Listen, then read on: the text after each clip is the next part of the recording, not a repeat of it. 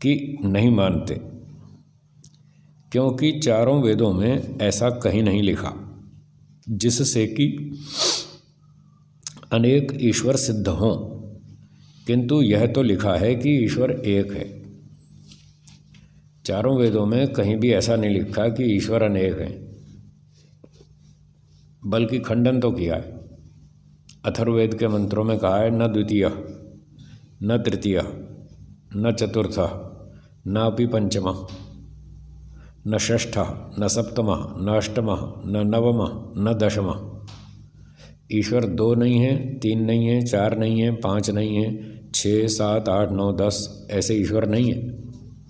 स एक एव, ईश्वर एक है, ये बात वेदों में लिखी है। एक वृद्ध एक एव, 3 बार दोहराया इस बात को। स एक एव, एक वृद्ध एक एव, ईश्वर एक है, सच मानो एक ही है। खूब 3 बार ठोक के बोला। तो जिस बात को 2 बार 3 बार ठोक के बोलते हैं तो वो बात पक्की है, फिर उसमें कोई संशय नहीं बचता। तो इस प्रकार से एक ईश्वर तो स्वीकार किया, और ये सृष्टि के आरंभ से चला आ रहा है वेद, और ये सिद्धांत भी शुरू से ही चला आ रहा है।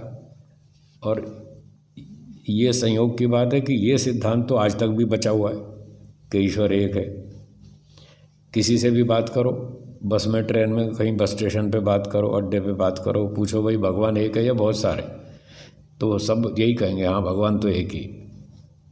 आम आदमी भी एक संख्या तो स्वीकार करता है, बोलने में तो एक ही कहता है। अब व्यवहार में भले ही 10-20 मानता हो, वो अलग बात है। घर में फ़ोटो 10-20 रख लेगा, हैं, मंदिर में कई मूर्तियाँ रख लेगा। एक कोई मंत्री जी थे, उन्होंने अपने घर में 50 मूर्तियाँ लगा रखी थी।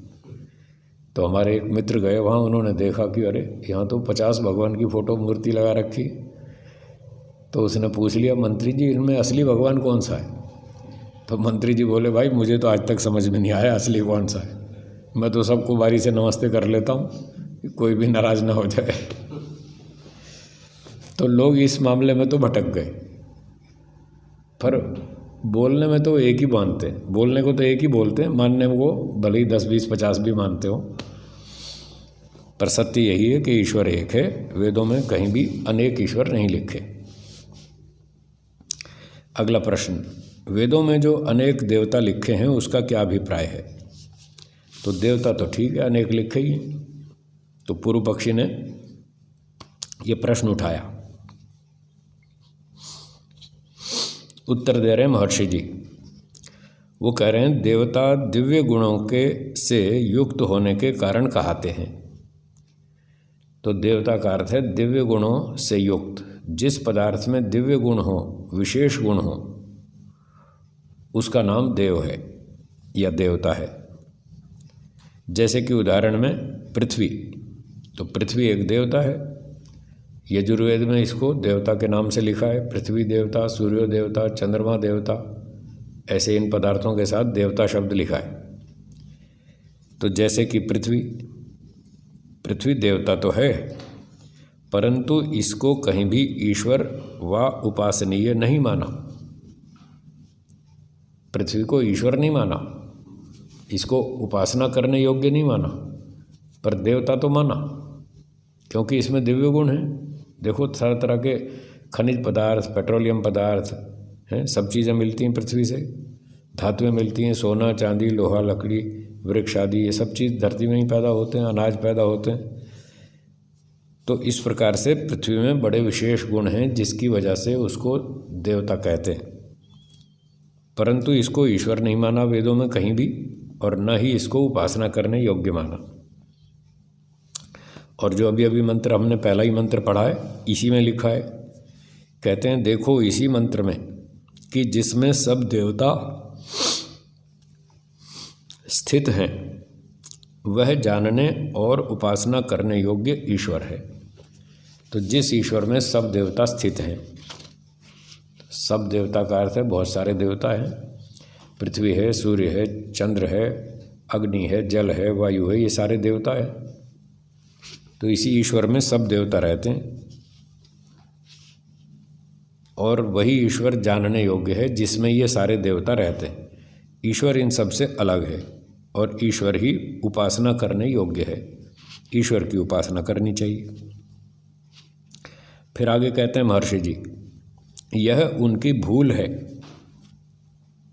जो देवता शब्द से ईश्वर का ग्रहण करते हैं। तो ये उन लोगों की भूल है जो देवता का अर्थ ईश्वर समझ रहे हैं, ये उनकी भूल है। देवता अलग चीज़ है, ईश्वर अलग चीज़ है। ईश्वर तो एक है और देवता बहुत सारे हैं, इसलिए देवता और ईश्वर दोनों समानार्थक नहीं है। तो ये उनकी भूल है जो देवता से ईश्वर का ग्रहण करते हैं। और परमेश्वर देवों का देव होने से महादेव इसीलिए कहता है कि वही सब जगत की उत्पत्ति, स्थिति, प्रलयकर्ता, न्यायाधीश, अधिष्ठाता है। वो सब देवों का देव है, महादेव है। वो इसीलिए महादेव है कि वो सबका अधिष्ठाता है, सबका मालिक है, सबका राजा है, सबका संचालक है, सबका व्यवस्थापक है। इसलिए उसको सब देवों से बड़ा देव माना जाता है, सबका रक्षक, पालक, पोषक, इस तरह से माना जाता है। तो सार ये हुआ कि ईश्वर तो एक है और देवता अनेक हैं। वेदों में भी लिखा है और व्यवहार में भी हम देख रहे हैं ये देवता बहुत सारे। जो त्रिंशता इत्यादि वेदों में प्रमाण है, इसकी व्याख्या शतपथ में की है कि 33 देव अर्थात पृथ्वी, जल, अग्नि, वायु, आकाश, चंद्रमा, सूर्य और नक्षत्र, ये 8 हो गए, 8 देवता हो गए। पृथ्वी, जल, अग्नि, वायु, आकाश, 5 तो ये प्रसिद्ध हैं, पंचमहाभूत, ये 5 नाम तो उनके हो गए देवताओं के। और फिर चंद्रमा, सूर्य और नक्षत्र 3 ये और जोड़ दिए। इस प्रकार से 8 देवता हो गए। ये सब सृष्टि के निवास स्थान होने से 8 वसु, ये वसु नामक देवता हैं। 8 संख्या हो गई इनकी। इन्हीं में सब सृष्टि निवास करती है, सारे प्राणी इन्हीं में रहते हैं, इसलिए इनको वसु नामक देवता कहते हैं। फिर कहते हैं प्राण, अपान, व्यान, उदान, समान, 5 तो ये हो गए। नाग, कूर्म, कृकल, देवदत्त और धनंजय, 5 ये हो गए। तो कुल मिला के 10 प्राण हो गए। ये प्राणों के नाम हैं। जो वायु हमारे शरीर में अलग अलग स्थान पर अलग अलग काम करती है, उसको प्राण कहते हैं। तो ये जो वायु है ये 10 भागों में बटी है। ईश्वर ने 10 भाग में बांट के इनको सारे काम ईश्वर करवाता रहता है, तो इसको 10 प्राण कहा जाता है। ये सारे 10 प्राण और 11वां जीवात्मा, ये 11 रुद्र इसलिए कहते हैं कि जब शरीर को छोड़ते हैं तब ये रोदन कराने वाले होते हैं। तो ये 11 रुद्र देवता है। वसु देवता कितने बताए थे? 8। और रुद्र देवता कितने? 11। ऐसे 8 और 11 19 हो गए। अब इन 11 देवताओं का नाम है रुद्र। रुद्र इसलिए है कि जब ये शरीर छोड़ के निकलते हैं, 10 प्राण और 11वां जीवात्मा जब शरीर छोड़ के चले जाते हैं तो सब परिवार के लोग रोने बैठ जाते हैं, ये सबको रुला देते हैं, इसलिए इनका नाम है रुद्र देवता। और वैसे ईश्वर का नाम भी रुद्र है ना, तो वो भी रुलाता है, दुष्टों को रुलाता है। वो जो दुष्ट लोग गड़बड़ करते हैं, घोटाले करते हैं, चोरी करते हैं, झूठ बोलते हैं, रिश्वत लेते हैं और दूसरों को व्यर्थ परेशान करते हैं, तो ऐसे दुष्टों को फिर ईश्वर भी रुलाता है, खूब दंड देता है। पशु, पक्षी, वृक्ष, वनस्पति, शेर, भेड़िया, व्हेल, मछली, पता नहीं क्या क्या बनाएगा। फिर वो वहाँ दुखी होते हैं सारे अपराधी लोग, इसलिए दुष्टों को रुलाने वाला होने के कारण उसका नाम भी रुद्र है। पर वो तो ठीक है, ईश्वर इन सब से अलग चीज़ है, उसके तो सैकड़ों हजारों नाम हैं। उन्हीं नामों में एक नाम ये भी है रुद्र। पर यहाँ जो रुद्र हैं वो 11 रुद्र हैं, 1 जीवात्मा और 10 प्राण। तो यहाँ रुद्रों में एक ध्यान देने वाली बात है, 10 तो हैं प्राण, वो तो जड़ पदार्थ हैं, पर जीवात्मा चेतन है। कई बार लोग ऐसे प्रभाव में बोल जाते हैं 33 जड़ देवता, ये सारे 33 है ना, 33 33 संख्या में। अब ये सारे 33 देवताओं की गिनती कर रहे हैं, पर लोग थोड़ी सी लापरवाही करते हैं, ध्यान नहीं देते। वो कहते हैं वही सूर्य पृथ्वी सारे तो जड़ है, तो सारे के सारे 33 जड़ देवता कह देते हैं। वास्तव में 33 जड़ नहीं है, जड़ तो 32 है। एक चेतन है जीवात्मा, जो अभी 11 रुद्रों में जिसका नाम आया, ये चेतन है। तो आप भी ध्यान रखेंगे, दूसरे लोग भी ध्यान रखें, जब भी इस तरह की बात कहनी हो तो 33 देवता तो कह सकते हैं, पर 33 जड़ शब्द ना बोले। 32 जड़ देवता और एक 33वां चेतन आत्मा और 34वां परमात्मा, वो 34वां है। इन 33 से अलग है वो, ऐसे समझना चाहिए। तो अब ये जो गिनती चल रही है उसमें 8 वसु हो गए, 11 रुद्र हो गए, तो 11 और 8 19 हो गए। आगे चलते हैं। संवत्सर के 12 महीने 12 आदित्य इसलिए हैं कि ये सबकी आयु को लेते जाते हैं। तो दा धातु है, दा, इस दा धातु का अर्थ है देना, टू गिव। अब इससे दा से दिति शब्द बनता है, कहीं 2 धातु से भी बनता है, 2 अवखंडन एक धातु है उससे भी बनता है। तो दिति से फिर आ जोड़ के उपसर्ग आदित्य बनता है। तो अगर दा धातु से बनाएंगे देना अर्थ वाली दा धातु से, तो आदित्य का अर्थ होगा लेना।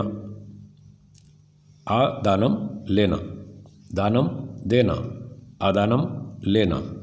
तो ये 12 जो हैं आदित्य हैं, ये सबकी आयु को लेते जाते हैं।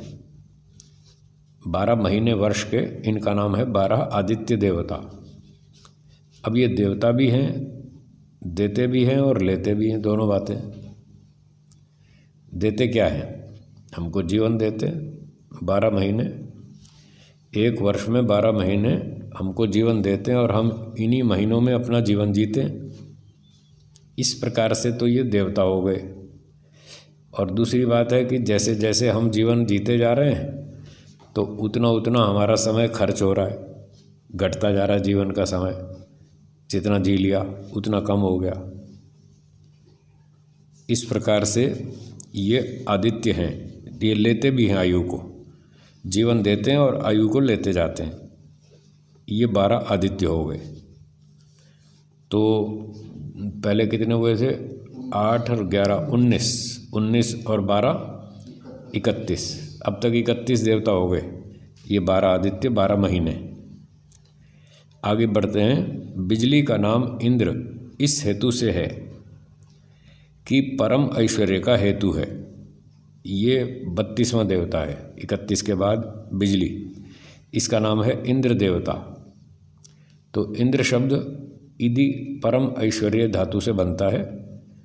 तो इसका अर्थ है जो परम ऐश्वर्य को बढ़ाने वाला है।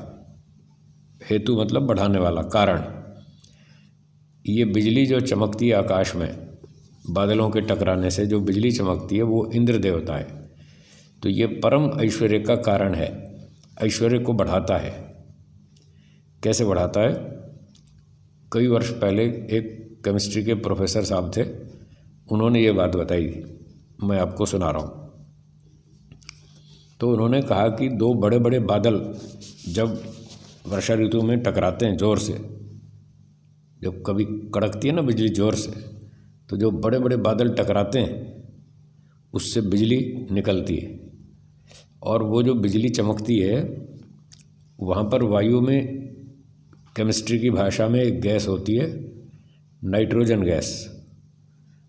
उस बिजली का नाइट्रोजन गैस के साथ रिएक्शन होता है और उसके रिएक्शन से बहुत सारी खाद पैदा होती है, फर्टिलाइज़र।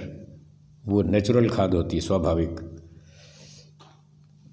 तो जब वर्षा होती है, उस बिजली के चमकने से नाइट्रोजन गैस के साथ उसका संयोग होने से, रिएक्शन होने से बहुत सारी खाद बनती है और वर्षा के साथ वो नीचे ज़मीन पर आ जाती है। तो पानी भी गिरता है खेतों में और वो खाद भी गिरती है, उससे फसल बहुत अच्छी होती है।